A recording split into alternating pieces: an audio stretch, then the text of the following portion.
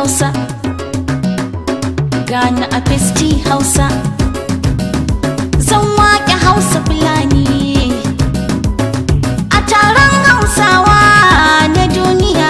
Dipiti Ali Bashir yayi jagoranta ya sa na waƙe Hausa har da Hausa Fulani. Na gaishe ku 'ya'yan Hausawa, na yaba taku ɗiyan Fulani, don ku kuka ajiye Hausa Fulani, Hausa Fulani, Hausa Fulani.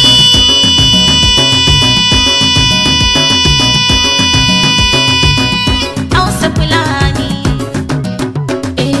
Buga mun wasu tambura na bude zance, na yi muku waƙar isa ta Hausa Fulani. Buga mana wasu tambura mu bude zance, mu yi muku waƙar isa ta Hausa Fulani. Buga mun wasu tamburan na bude zance, na yi muku waƙar isa ta Hausa Fulani. Idan aka ce wahidin buwayi kenan, makagin jinsi da rayuka kuma sannan mafarin komai mu je zuwa maganar nan. Ina roƙon Rabbana ya ƙara kula ni. Buga mana wasu tambura mu bude zance, mu yi muku waƙar isa ta Hausa Fulani. Salati tsiran ka aminci ya Rabba, ka ƙarawa shugaban mu manzo babba, mai ceto na a ran kiyama baba.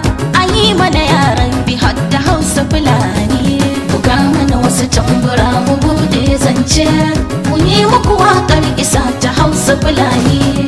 Fulani jinsin mutum da ke ƙura aljan, Fulani yaran ƙasa ƙasa hodi jan, Fulani mai kyan gari wurata ya murjan, mu ƙara zubewa mu gaida Hausa Fulani. Buga mana wasu tambura mu bude zance, mu yi muku waƙar isa ta Hausa Fulani.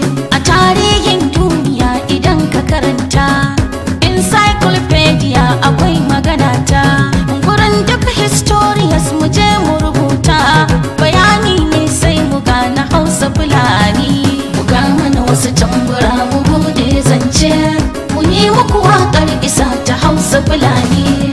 Ruwan zafi ne cikin na sanyi ga su, ko ta ina babu yadda za ka raba su.